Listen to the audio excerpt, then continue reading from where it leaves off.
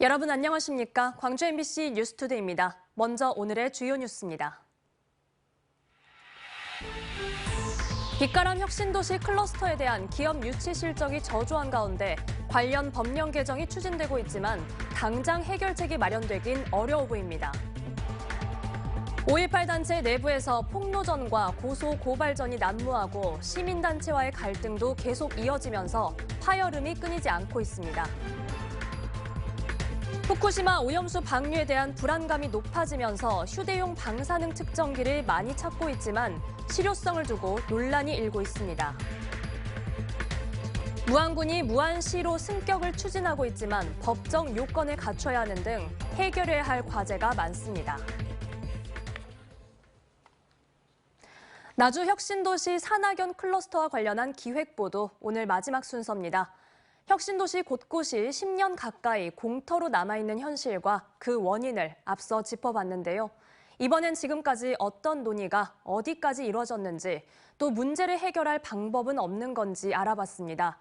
공공기관 2차 이전을 위해서라도 반드시 대책이 필요해 보입니다. 김초롱 기자의 보도입니다. 지난 2012년 대구를 시작으로 한 전국 혁신도시 산학연 클러스터의 기업 유치 실적은 전반적으로 부진합니다. 전국 10개 혁신도시의 클러스터 용지 분양률은 약 70%지만 이 중 실제 기업 등이 입주한 용지는 절반도 되지 않습니다.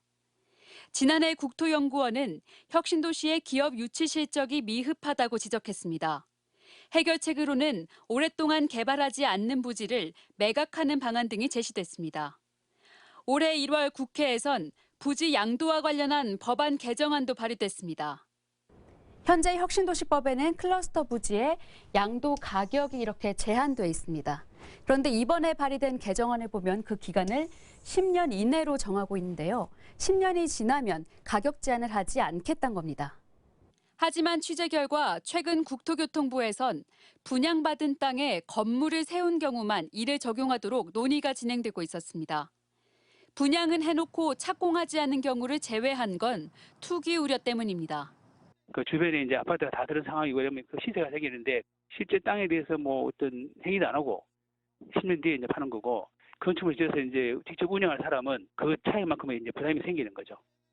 결국 현재로서는 입주 승인 1년 이내 착공 등이 이뤄지지 않으면 관련 법대로 승인을 취소해 부지를 양도하게 만들거나 규제 완화와 지원 등으로 기업이 사업을 하고 싶게 만드는 것뿐입니다. 이를 위해 국토부는 최근 3년간 나주 혁신도시에 있는 기업에 사무실 임차료 등 20억 원을 지원했다고 밝혔습니다. 하지만 공공기관 2차 이전 대상이 500개 이상일 것으로 예상되는 만큼 지금 상황을 돌파하기 위한 적극적인 법안 마련 등 대책이 절실한 시점입니다. MBC 뉴스 김초롱입니다. 오늘 출근길 흐린 날씨가 이어지고 있습니다. 현재 하늘 모습 보시면 구름 조금 지나고 있는 모습이고요. 남해안 지역을 중심으로는 약한 비도 떨어지고 있습니다. 오늘은 오전 내내 흐린 날씨가 이어지다가 오후부터 점차 날이 맑아지겠습니다. 어제는 이제 정말 선선한 가을이 오나 싶을 정도로 아침 저녁으로는 특히 쌀쌀한 날씨가 이어졌는데요. 오늘 오전까지는 어제보다 4도가량 낮은 기온 보이면서 선선하겠지만 한낮 기온은 다시 높게 오르겠습니다. 오늘 낮 기온 27도로 어제보다 5도 이상 높은 기온 예상되고요. 일교차는 10도가량으로 크게 벌어지겠습니다. 날씨 정보였습니다.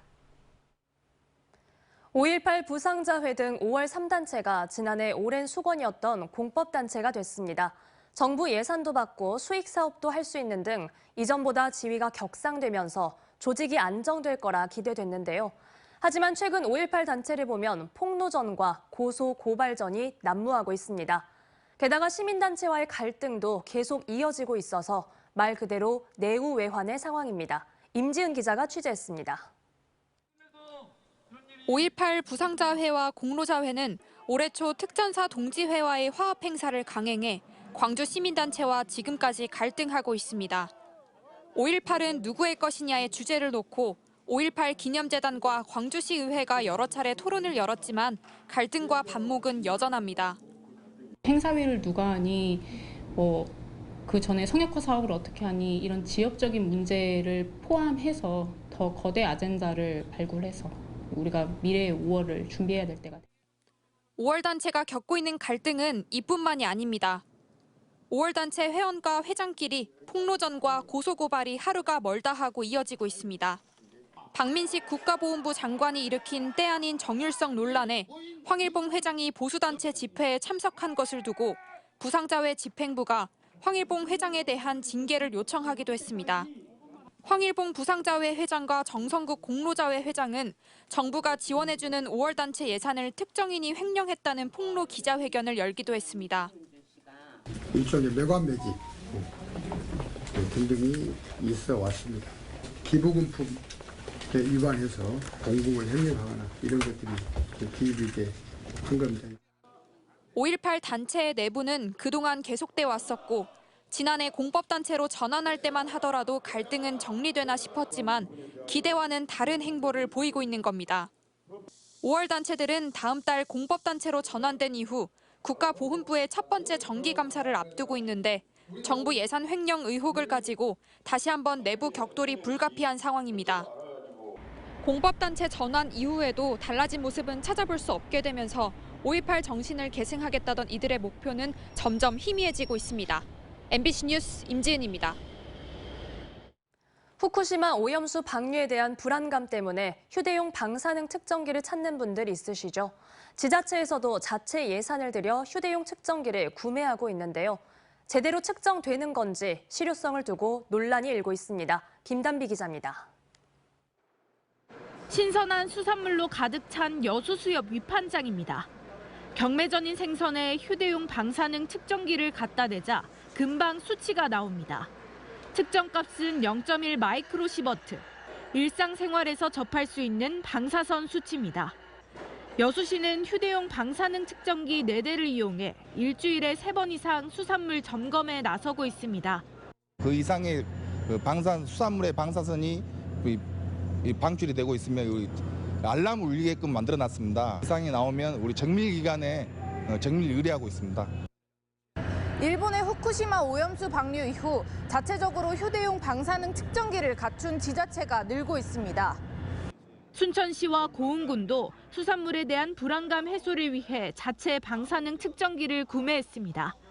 하지만 시민들은 순식간에 이뤄지는 검사 결과를 믿기 어렵다는 반응입니다. 시민 환경단체도 회의적입니다. 휴대용 측정기는 방사선 종류 중 감마선만 확인할 수 있어 정확성이 낮다고 지적합니다. 식품뿐만 아니라 주변 모든 방사능까지 측정되는 것도 문제로 꼽습니다. 식품에서 방사성 물질을 측정할 수가 없습니다. 예산 낭비에 불과하고 어떻게 보면 시민분들에게 그냥 보여주기식. 전문가들은 측정기가 가지는 한계는 있지만 효과가 없는 것은 아니라는 입장입니다. 대신 맹신하는 것은 피하고 안심하기 위한 용도로 사용할 것을 권했습니다.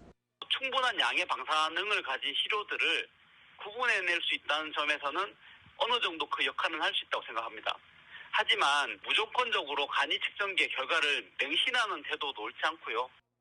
여수시는 해양수산과학원의 정밀검사는 지자체마다 배정된 양이 있어 한계가 있다며 휴대용 측정기 10대를 추가 구매할 계획이라고 밝혔습니다. MBC 뉴스 김단비입니다. 미래차 소재 부품 장비 특화단지 사업을 총괄할 추진단이 출범했습니다. 광주시는 어제 광주과학기술진흥원에서 산업통상자원부와 LG이노텍, 한국알프스 등이 참석한 가운데 출범식을 갖고 광주를 자율차 핵심 부품 허브로 육성하겠다고 선포했습니다. 강기정 광주시장은 미래차 실증 단지와 함께 진곡산단 부품 생산, 빅그린 산단 인증시험 분야를 연계한 삼각 벨트를 구축해 광주를 미래차 산업 특화 지역으로 키우겠다고 밝혔습니다. 5.18 기념재단이 2021년 광주 인권상을 수상한 아논 남파를 비롯한 태국 국민들에 대한 탄압을 중단하라고 태국 정부에 촉구했습니다. 5.18 기념재단은 어제 성명을 내고 왕실 모독죄로 기소된 아논 남파는 범법자가 아닌 민주주의의 수호자라며 자국민의 민주화 요구를 탄압으로 일관하고 있는 태국 정부를 규탄한다고 밝혔습니다. 태국 인권 변호사인 아논 남파는 군부 정권 퇴진과 총선을 요구하는 민주화 운동에 헌신해 지난 2021년 광주 인권상 수상자로 선정됐습니다.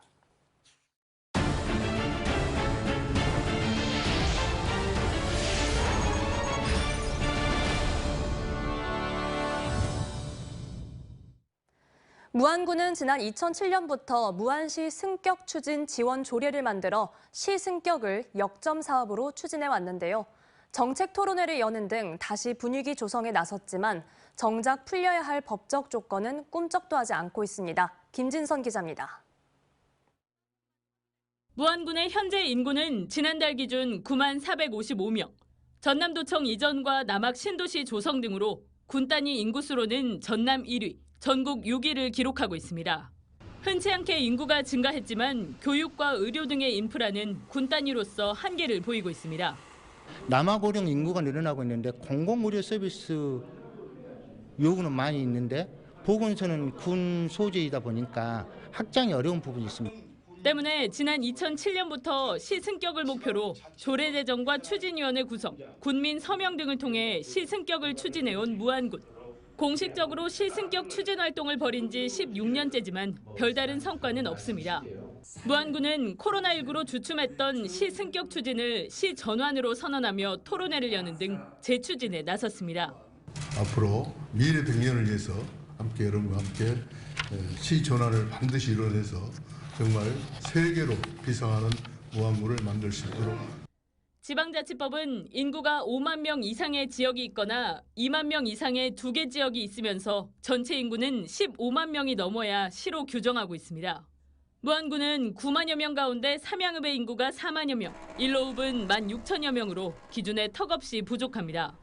인구 3만여 명인데도 군 참모본부가 있어 시로 승격된 충남 계룡시처럼 특별법이 제정되거나 지방자치법 개정이 필수인 상황.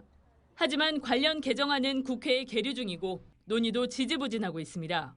충남 홍성군과 전남 무안군만이 지금 현재 군 지역으로 남아 있습니다. 그래서 앞으로 이 전남 충청 남도 홍성군과 이 무안군과 잘 연계해서 정치권에서 입법 노력들을 좀 해 나간다 한다면 무안군은 홍성군과 연대해 도청 소지지인 군을 시로 전환할 수 있도록 특별법 제정에 노력하겠다고 밝혔지만 당장 삼양읍의 인구 5만 명 달성이 선행되어야 할 과제입니다.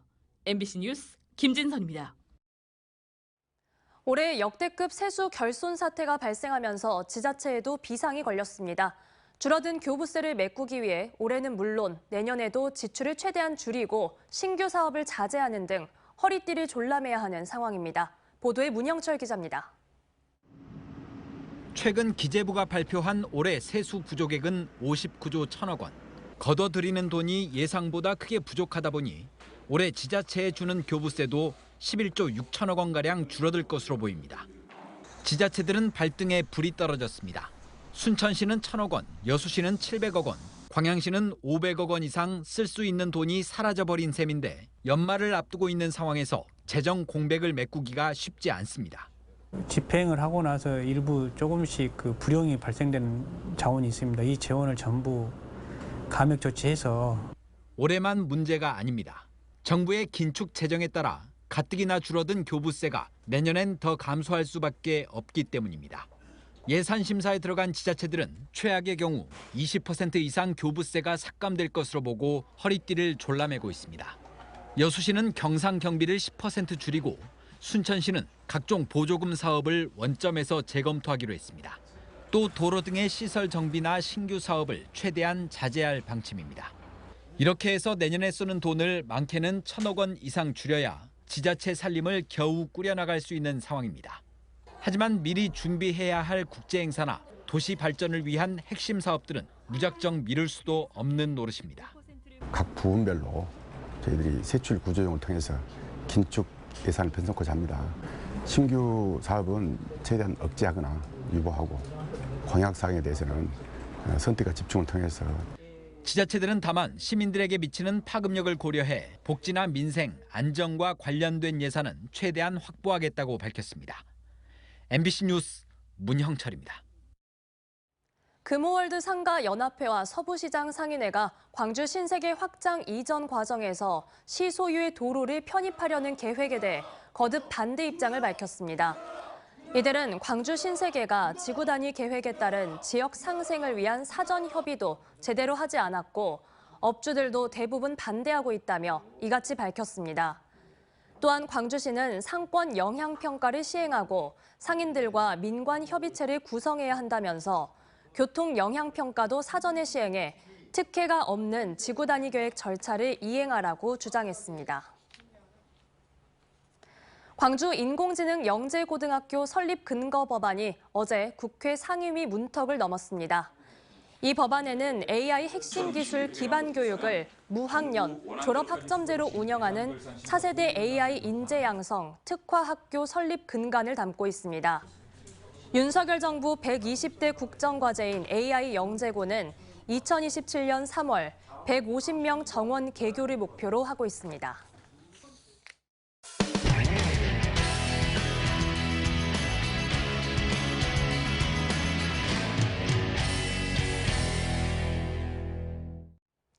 최근 경남 창원의 한 횡단보도를 건너던 보행자가 트럭에 치여 숨지는 사고가 났습니다.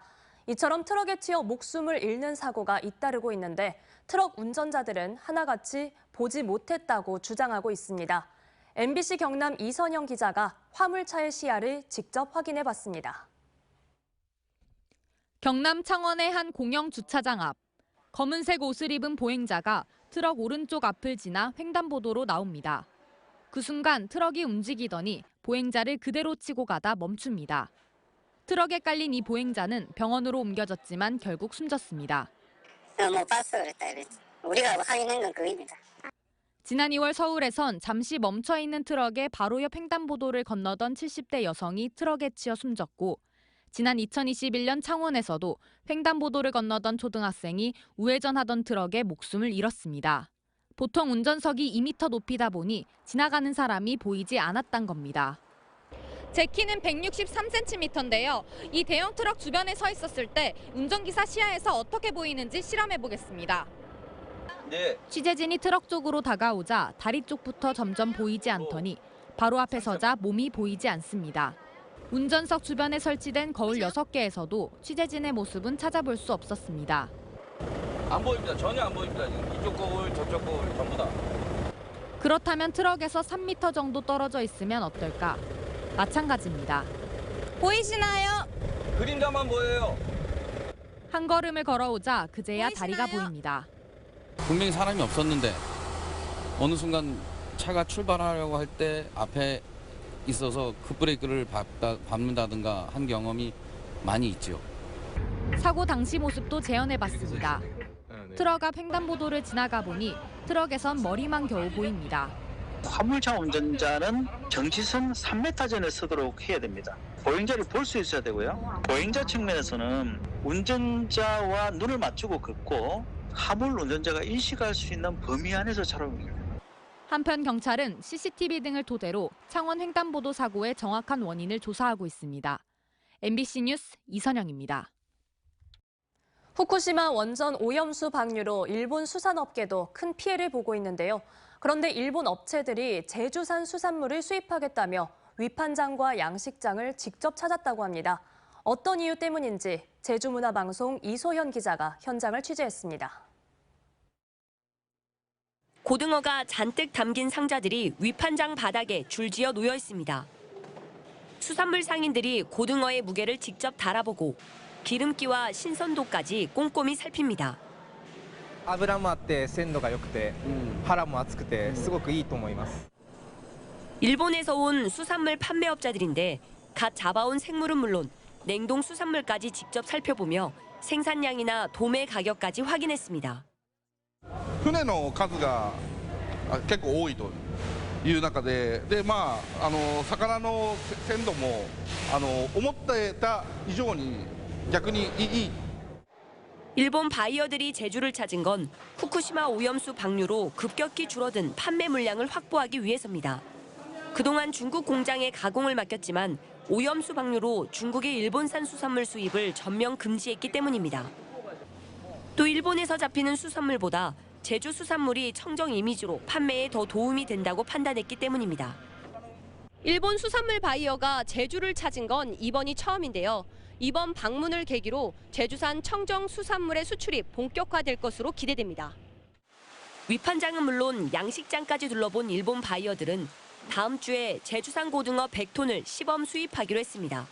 日本の処理水の放出により日本の魚が中国に行ってないので、中国向けまたひいてはその東南アジア、タイ、ベトナム、インドネシア、マレーシア、アフリカ等にも積極的に輸出していきたいと思います。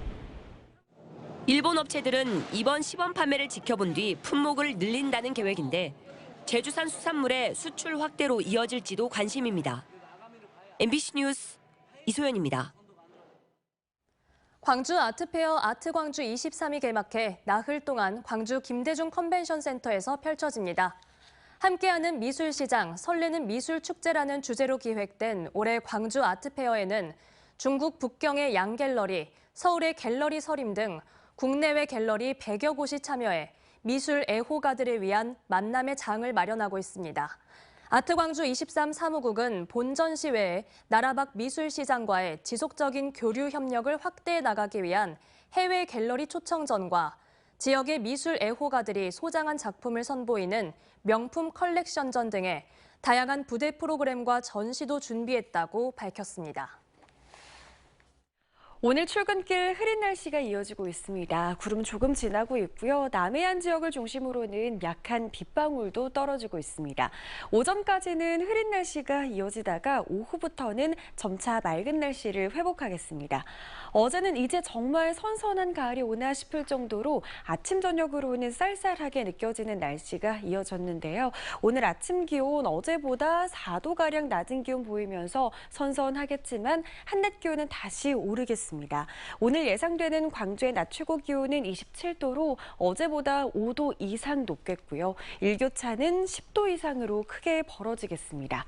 광주의 현재 기온은 17도 안팎 보이고 있습니다. 대부분 지역의 한낮 기온 어제보다 높겠지만 30도를 밑도는 수준 보이겠습니다. 목포의 낮 기온도 26도에 그치겠고요. 완도의 낮 기온은 27도로 예상됩니다. 순천의 낮 기온 28도, 여수의 낮 기온 26도 보이면서 일교차는 대부분 지역에서 10도가량으로 크게 벌어지겠습니다.